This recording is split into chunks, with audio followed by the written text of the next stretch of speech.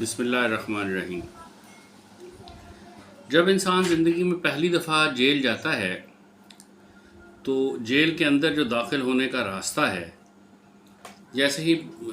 Police کی گاڑی سے وہ نیچے اترتا ہے اور پھر اس کا نام اور وہ جو لسٹ میں نام ہوتے ہیں، وہ جب پولیس جو ہے ڈسٹرکٹ پولیس اس کو جیل انتظامیہ کے حوالے کرتی ہے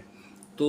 ایک خاص قسم کے گیٹ سے گزرنے سے پہلے اس کی جامہ تلاشی ہوتی ہے، اور اس جامہ تلاشی میں اگر اس بیچارے کے پاس سے کوئی پیسے، کوئی نیل کٹر یا کوئی ایسی چیز نکل آئے تو اس کو بہت گندی گندی گالیاں نکل دی جاتی ہیں اور اس کو تھپڑ بھی مارے جاتے ہیں، دھکے بھی دیے جاتے ہیں۔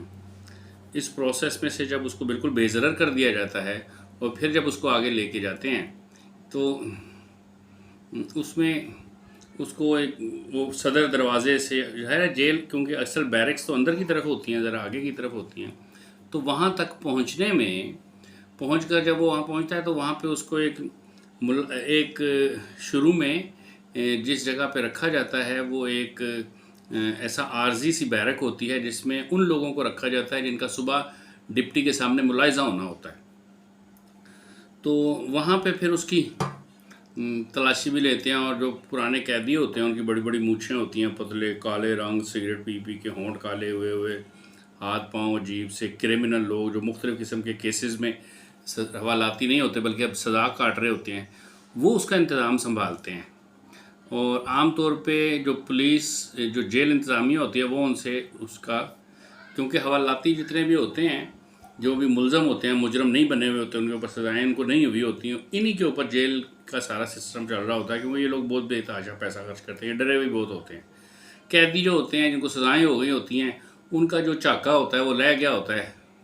اور ان کے اندر کا خوف دور ہو گیا ہوتا ہے، ان کو پتہ ہوتا ہے اتنے ڈٹرمن ٹائم تک کے لیے اس پین آف ٹائم میں ہم نے ادھر ہی رہنا ہے، کہیں اور جا ہی نہیں سکتے۔ تو انتظامیہ جو ہوتی ہے جیل انتظامیہ، وہ بھی ان سے پورے سرکاری ملازموں والے کام لیتے ہیں، کو بہت بزی رکھتے ہیں، دڑا کے رکھتے ہیں، سوائے اس کے جو لوگ سب اچھا کر دیتے ہیں اور وہ بامشقت سزا میں مشقت کے لیے بھی علیحدہ سے مہینے کے پیسے دے دیتے ہیں، وہ اپنی بیرکس میں اپنی کھڈی پہ آرام سے بیٹھے ہوئے ہوتے ہیں، بصورت دیگر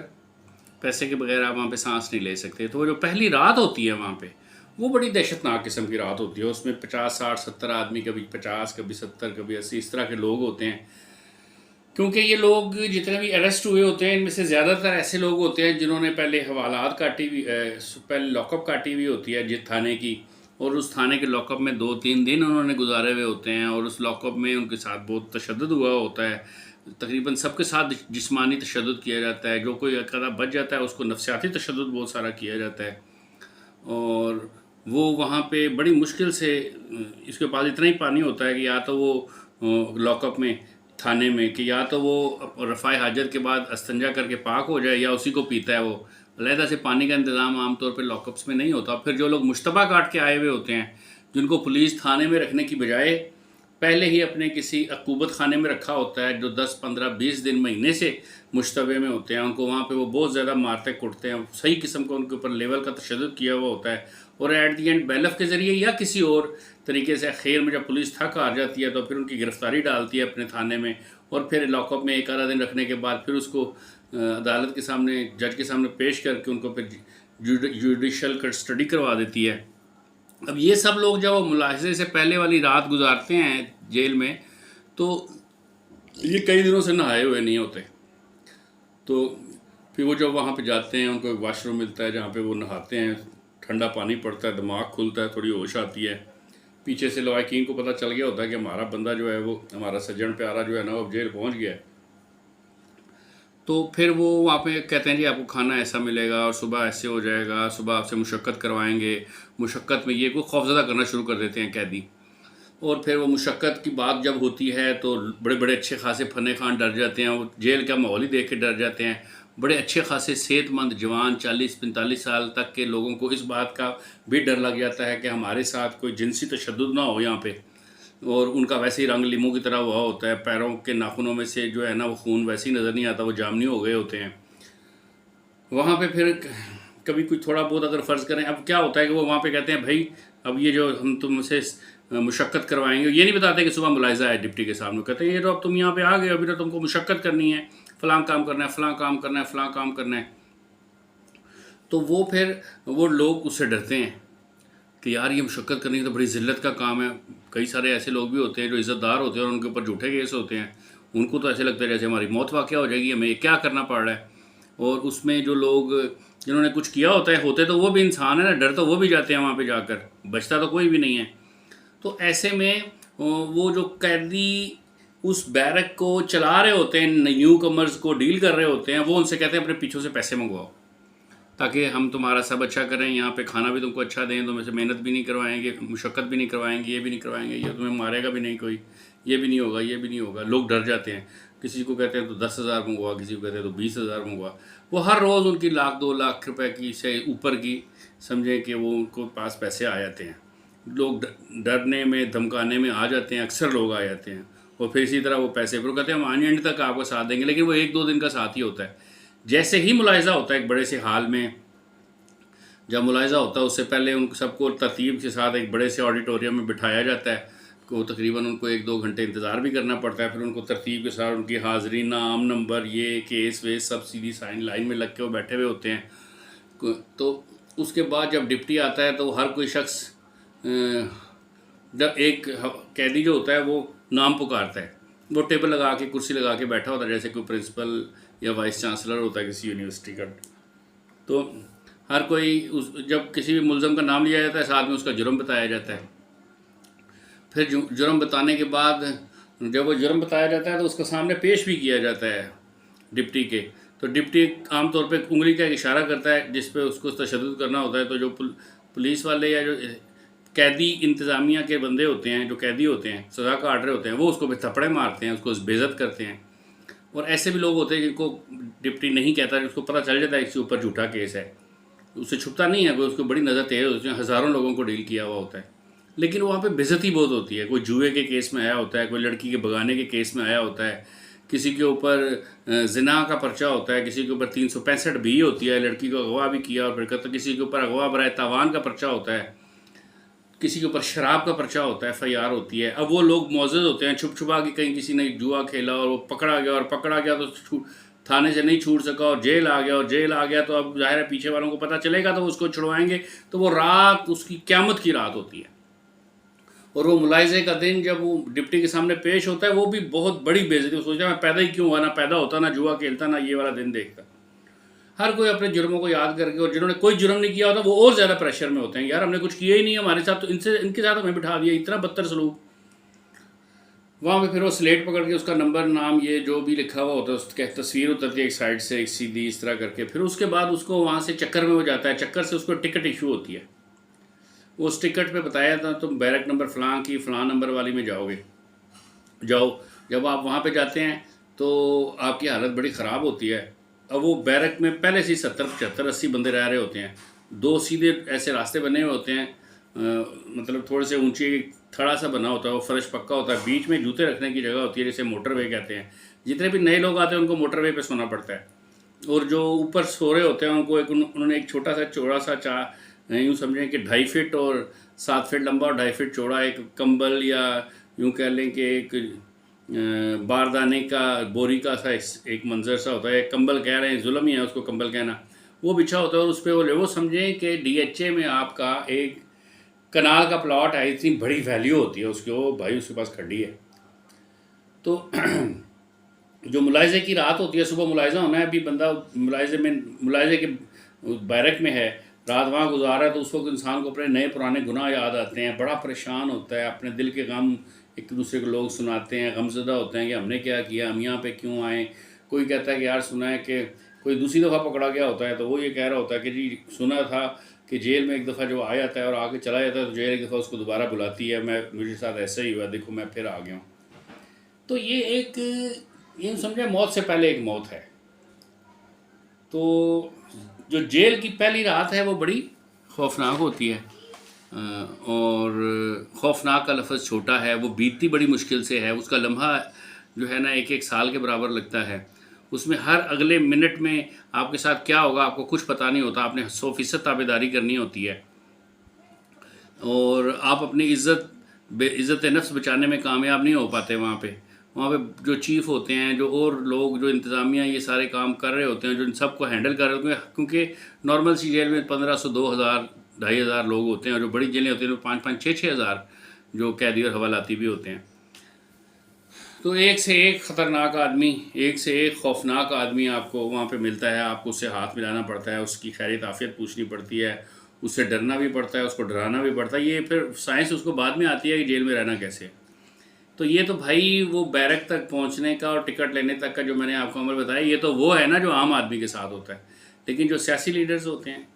جو رہنما ہوتے ہیں اور وہاں پہ آتے ہیں، ان کے ساتھ یہ سب کچھ نہیں ہوتا. یہ سب کچھ تو وہ بھگت بھی نہیں سکتے. اس سے پہلے ان کا دل پھٹ جائے، جس قسم کی کیفیات میں نے بتائی ہیں اس پہ، جس نے بڑے اونچے اونچے بڑے بڑے نام لیے، جس نے 10 دفعہ جیل کاٹی ہے.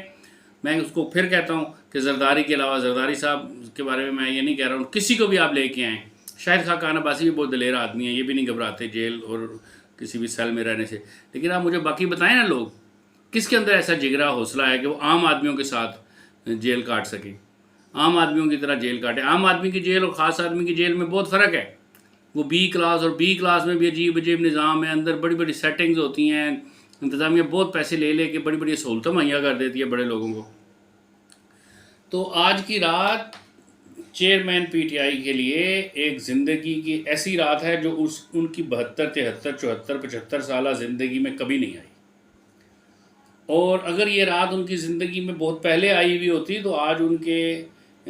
کسبل نکل گئے ہوتے اور بہت سارے کونے گول ہو گئے ہوتے. لیکن بہت سارے سیاسی غلط فیصلے کرنے کی وجہ سے، بہت زیادہ تکبر کرنے کی وجہ سے، بہت ساری اکڑ کی وجہ سے، بہت سارا لوگوں کے ساتھ بے وفائی کرنے کی وجہ سے، خود کو عقل کل سمجھنے کی وجہ سے، خود کو سپر نیچرل سمجھنے کی وجہ سے، خود کو ایک دیوتا سمجھنے کی وجہ سے، خود کو ایک اوتار سمجھنے کی وجہ سے، وہ جس مینٹل سٹیٹ میں چلے گئے ہوئے تھے، وہ کسی بھی قسم کی کوئی ہدایت کی بات سننے کے لیے تیار ہی نہیں تھے. تو آج اٹک جیل میں ان کو ٹرانسفر کر دیا گیا ہے، چیئرمین پی ٹی آئی کو. اور وہاں پہ ان کا آج وہ ایڈمنسٹریٹو بلاک میں گزاریں گے رات. اور کل سے اگر ان کا ملاحظہ ہوا، اور پتہ نہیں وہ کس ٹائپ کا ملاحظہ ہوگا، بڑے پروٹوکول کے ساتھ ان کو ایک سیل میں ٹرانسفر کر دیا جائے گا، اور وہ پورے کا پورا سیل خالی کروا لیا جائے گا. عام طور پہ جب جو سیل ہوتے ہیں جیلوں کے اندر، یہ 2-2.5 کنال سے کم کے نہیں ہوتے، بڑے ہوتے ہیں، اور اس میں کئی ایک کمرے ہوتے ہیں. جو جتنی زیادہ ہائی پروفائل جو حوالاتی ہوتا ہے یا قیدی ہوتا ہے، اس کے اوپر اتنا ہی زیادہ سیکیورٹی کا انتظام کیا جاتا ہے اس کی. تو ان کے لیے جو ہے نا، وہ لگتا یوں ہی ہے کہ ایسا ہی ہوگا کہ ان کو میٹرس بھی پرووائڈ کیا جائے گا، کرسی بھی پرووائڈ کی جائے گی، چارپائی بھی پرووائڈ کی جائے گی. بی کلاس میں یہی تو ہوتا ہے. لیکن یہ بی کلاس ابھی اس کی اپلائی کریں گے، یہ بعد کی بات ہے، کیونکہ اس کا بھی ایک پروسیس ہے بی کلاس کا ہو کے آنے. بی کلاس کوئی بھی آدمی جو گریجویٹ ہے، وہ کہ جی میں نے گریجویشن کیا ہوا ہے اور میں بی کلاس لینا چاہتا ہوں، تو لوگ لے لیتے ہیں. لیکن بیچارے غریب لوگ بی کلاس افورڈ نہیں کر سکتے، اس کے اپنے اخراجات ہیں، اپنے لوازمات ہیں. تو ان کو ٹی وی کی سہولت، اخبار کی سہولت، یہ سب کچھ دستیاب ہوگی، سوائے اس کے کہ وہاں پہ یہ اکیلے رہ رہے ہوں گے، اپنی مرضی کا کھانا کھا سکیں گے، ان کے پاس پنکھا ہوگا، اے سی نہیں ہوگا فوراً فی الحال. تو وہ شخص جس نے ہم نے بچپن سے دیکھا کہ جس نے زندگی میں وزیر اعظم صدر جیسا پروٹوکول تب لیا جب 1975 76 78 تھا، تب سے لے کر اب 2023 آ گیا، اس نے تو زندگی میں ایسی کوئی تکلیف نہیں دیکھی. ہر کسی نے اس کو ہتھیلی کا چھالا بنا کے رکھا. اور پھر اسٹیبلشمنٹ، ملٹری اسٹیبلشمنٹ، ایسے لگ رہا تھا جیسے اس کو انہوں نے اپنا یا تو داماد بنا لیا یا بہنوئی بنا لیا ہے. اور اتنے زیادہ نخرے تو اسٹیبلشمنٹ نے کسی بھی لیڈر کے نہیں اٹھائے جتنے اس کے اٹھائے. اور پھر اسی نے جو توپوں کا رخ ان کی طرف کیا، تو ایسا توپوں کا رخ بھی، ایسی گولہ باری بھی اسٹیبلشمنٹ کے اوپر کسی سیاستدان نے نہیں کی جس طرح کی انہوں نے کی. اور اس کے نتیجے میں جو پاکستان میں فوج کا جو وقار تھا، اس کی جو عزت تھی، جو تکریم تھی، اس کو دیکھ کے لوگ جو جذباتی ہو جاتے تھے، لوگوں کے آنسو نکلتے تھے، لوگ سلوٹیں مارتے تھے، خاکی وردیوں کو اور ان کے تمغوں کو اور لگے ہوئے بلوں کو چوما کرتے تھے. وہ تو سب ملیا میٹ ہو گیا. اس میں تو کچھ عائشہ صدیقہ آغا نے پاکستان آرمی انک لکھ کے جو ہے وہ اس امیج کو اتنا زیادہ کلیئر نہیں کیا جتنا کہ چیئرمین پی ٹی آئی نے کر دیا. تو چیئرمین پی ٹی آئی کی یہ جو رات ہے، یہ رات ایک قیامت کی رات ہے، اور یہ ان کو نئے سبق پڑھائے گی، ان کو زندگی کے تجربات کی نئی حروف تہجی سمجھائے گی، ان کو نئے انداز کی زندگی. سورج بھی کل نیا نظر آئے گا، ایسا لگے گا یہ چاند بھی اور ہے، یہ سورج بھی اور ہے، یہ تارے بھی اور ہیں، یہ ہوائیں بھی اور ہیں، یہ بارش بھی اور ہے، یہ گرمی بھی اور ہے، یہ پانی بھی کچھ اور ہی ہے، یہ مصلی بھی اور ہے. یہ جو میں نے قبلہ کی طرف رخ کر کے مصلی بچھا کے نماز پڑھنے کی کوشش کی، اس سے پہلے میں نے اس طرح کا قبلہ بھی آنکھوں کے سامنے نظر نہیں آ رہا تھا کبھی، وہ اب نظر آنا شروع ہو جائے گا. تب کوئی نہ کوئی ان کو یہ بھی سکھا بتا ہی دے گا کہ حضرت یوسف علیہ السلام نے فرمایا تھا کہ جیل جو ہے وہ دنیا میں زندہ انسانوں کا قبرستان ہوتا ہے. اب ان کو یاد آئے گا، ان کو پتہ چلے گا کہ حضرت امام ابو حنیفہ ہوں یا حضرت امام احمد بن حنبل ہوں یا حضرت محمد بن قاسم ہوں، ان سب نے جیلیں کاٹی ہیں اور جیلوں میں ان کا جو ہے وہ انتقال ہوا ہے، اور انتہائی ظلم اور تشدد کرنے کے بعد ان کو قتل کیا گیا، شہید کیا گیا. تو یہ کوئی آسان رات نہیں ہے، لیکن حقیقت یہ ہے کہ اس سے پہلے پورے پاکستان کو انہوں نے پریزن بنا دیا، اور پورے پاکستان کے سب عوام کو حوالاتی بنا دیا، اور سب کو ملاحظے میں پیش کر دیا، اور سب کی حالت خراب کر دی، اور ہر کوئی کسی کو پانی بھی خریدنا پڑ رہا ہے، گھی بھی خریدنا پڑ رہا ہے، بجلی بھی خریدنی پڑ رہی ہے کئی گنا، پھر اس کے اوپر قرض بھی آ رہے ہیں، پھر اخلاقی لحاظ سے بھی وہ لوگ تباہ و بدحال ہو گئے. سب لوگ اپنے اپنے گھروں کے اندر بند ہو گئے، سب لوگ جیل میں ہیں. اب صرف اتنا سا فرق پڑا کہ پہلے 25 کروڑ پاکستان کے عوام خود جیل میں تھے، اب جو ہے وہ چیئرمین پی ٹی آئی بھی جیل میں آ گئے ہیں. تو یہ پاکستان کی تاریخ کا کوئی بہت بہتر مثال نہیں ہے، اور کبھی بھی کوئی بھی لیڈر اتنی آسانی سے یا اتنی مشکل سے کسی بھی کیس کا سامنا کرتے ہوئے جیل میں نہیں گیا. اور جو کوئی بھی گیا ہے، افسوس کی بات یہ ہے کہ اگر 5 6 7 جتنے بھی پرائم منسٹرز جو ہیں وہ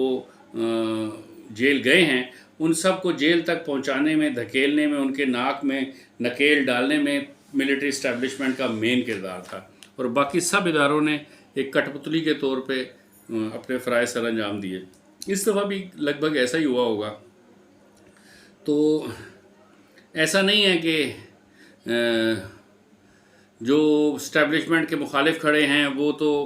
مسلمان نہیں ہیں، اور جو اس کے اب ساتھ کھڑے ہیں اور یہ سارے مسلمان ہیں، حاجی ہیں، نمازی ہیں، اللہ والے ہیں، ذکر کرنے والے ہیں،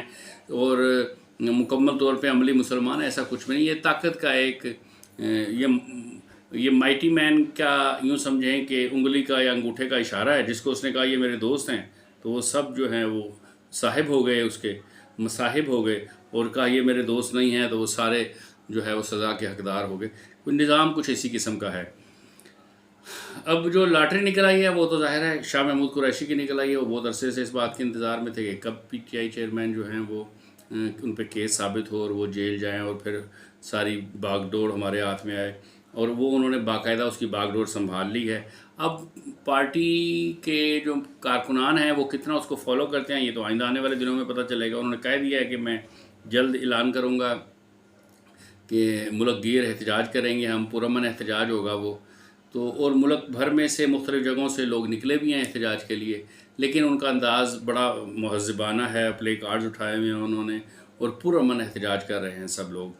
اور کوئی جلاؤ گھراؤ والا کا واقعہ نہیں ہے. اتنا بڑا بظاہر دیکھا جائے تو بڑا واقعہ ہے، یہ ہو گیا ہے. تو زمان پارک میں 2-3 درجن، بی بی سی کی رپورٹ کے مطابق 3 درجن سے زیادہ کارکن اکٹھے نہیں ہوئے وہاں پہ، اور کسی قسم کا بڑا کوئی ایجیٹیشن نہیں سامنے آیا، کوئی بہت بڑی نعرے بازی سامنے نہیں آئی. کوئی روڈ راستے سارے زمان پارک کے انہوں نے اس کو اریسٹ کرنے کے بعد کھول دیے تھے. اور اس کے ساتھ ساتھ ہمایوں دلاور صاحب جو ایڈیشنل سیشن جج ہیں، ان کا 30 صفحات میں مبنی جو فیصلہ ہے وہ بھی آ گیا ہے، جس میں انہوں نے بتایا کہ مطلب وہ بڑا کریکٹ ڈیسیشن لگتا ہے، اور بڑا میرٹ پہ کیا ہوا ڈیسیشن ہے ان کا، ورڈکٹ ہے یہ. اور اب پی ٹی آئی جو ہے وہ ہائی کورٹ چلی گئی ہے اپیل میں کہ یہ فیصلہ جو ہے وہ پولیٹیسائزڈ ہے، اور یہ اس میں جو ہے وہ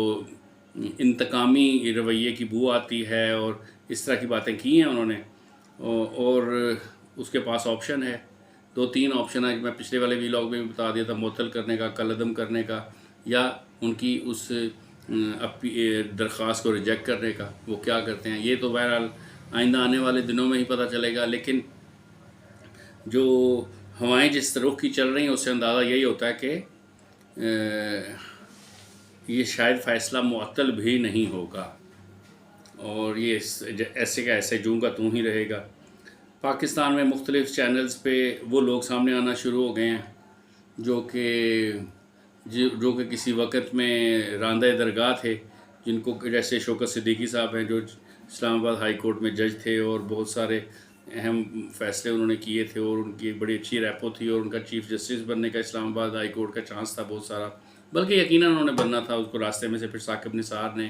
اور باقی لوگوں نے ہٹا دیا، جنہوں نے سب سے پاکستان کی ہسٹری میں پہلی دفعہ جو ہے وہ آئی ایس آئی کے ہیڈ کوارٹر کے ارد گرد جو بیریئرز رکھے ہوئے تھے، جو obstacles تھیں، وہ ساری رکاوٹیں جو تھیں انہوں نے ریموو کروا دیں، کیونکہ انہوں نے کہا یہ بھی غیر قانونی، ان کو ہٹاؤ یہاں سے۔ تو جو ہو رہا ہے اس کے نتیجے میں ضروری نہیں ہے کہ ہمارے الیکشنز جو ہیں وہ اس کے اوپر اس کا کوئی پازیٹیو اثر پڑے، یہ ضروری نہیں ہے۔ اور پی ٹی آئی الیکشن کیسے لڑے گی، کیونکہ ہو سکتا ہے آئندہ آنے والے کچھ دنوں میں ایسی کارروائی بھی ہو کہ جس میں پی ٹی آئی کی چیئرمین شپ جو ہے وہ بھی ان سے اس کے لیے بھی یہ نااہل ہو جائیں اور یہ بھی ان سے لے لی جائے، اور پھر جب یہ سب کچھ ہو جائے تو پھر ساتھ میں بلے کا نشان بھی ان کے پاس سے چلا جائے، تو ایک نئی پارٹی کے طور پہ شاید ان کو الیکشن لڑنا پڑے پی ٹی آئی کو، جتنی باقی یہاں پہ رہ گئی ہے، باقی جو چھوڑ کے چلے گئے ظاہر ہے وہ کسی اور پلیٹ فارم سے لڑیں گے۔ اور اس پاکستان استحکام پارٹی کے رہنما علیم خان کا جو ہے وہ انٹرویو ایک سٹیٹمنٹ آیا، اس نے کہا کہ مطلب جس طرح کا انہوں نے اپنے سیاسی مخالفین کے ساتھ سلوک کیا اور جیسے جیسے اپنے وفاداروں کو جس حال بے وفائی کی، اس کے نتیجے میں ان کو یہ دن دیکھنا پڑا۔ تو ایسی دنیا یہ بھی کہہ رہی ہے کہ ان کا سیاسی کیریئر ہمیشہ کے لیے ختم ہو گیا ہے، اور اب یہ پاکستان کی پولیٹکس میں ان کا پاس کوئی ایسا بڑا سٹیک رہے گا ہی نہیں کبھی بھی۔ تو اٹک جیل کوئی بہت اچھا تجربہ نہیں ہے، اور اٹک جیل میں نواز شریف نے بھی وقت گزارا ہے اور بہت سارے اور لوگوں نے بھی گزارا ہے۔ عمران خان کو تو شکر ادا کرنا چاہیے کہ وہ میاں والی جیسی منحوس جیل میں نہیں گیا۔ تو اس رات میں صبح ہونے تک بہت سارے انقلاب جو ہے انسان کے ذہن میں آ جاتے ہیں، تو لوہے کا بنا ہوا کوئی بھی نہیں ہوتا۔ P T I chairman P T I بھی لوہے کے بنے ہوئے نہیں ہیں، ان کے دماغ میں بہت سارے سوالات، بہت سارے مشاہدات، بہت ساری نئی میتھمیٹکس سمجھ میں آئے گی، وہ ایسی میتھمیٹکس ہوگی جو الجبرے سے مشکل ہوگی لیکن اب سمجھ میں آنا شروع ہو جائے گی۔ ٹھیک ہے، اللہ کریم سے دعا ہے کہ جو کچھ بھی ہو پاکستان کے حق میں بہتر ہو، پاکستان کی بیٹرمنٹ کے لیے ہو۔ اس کے لیے اگر فرض کریں 10 20 50 100 ہمارے سیاسی رہنماؤں کو اپنی زندگی کا نذرانہ پیش کرنا پڑے، اپنی باقی زندگی جیل میں گزارنی پڑے، تو اللہ پاک کے حضور ان کو اس کا اجر ملے گا۔ ان کو پریشان نہیں ہونا چاہیے، اس ملک کے لیے، اس دھرتی کے لیے، اس ملک کے مخلص لوگوں کے لیے جو ہے ان کو یہ قربانی دے دینی چاہیے۔ اور اب پاکستان کی مٹی، پاکستان کے عوام ایک ایسی قربانی مانگتے ہیں جو قربانی عوام نہیں دیں گے، بلکہ اس عوام کے سیاسی اور مذہبی رہنما دیں گے۔ شکریہ۔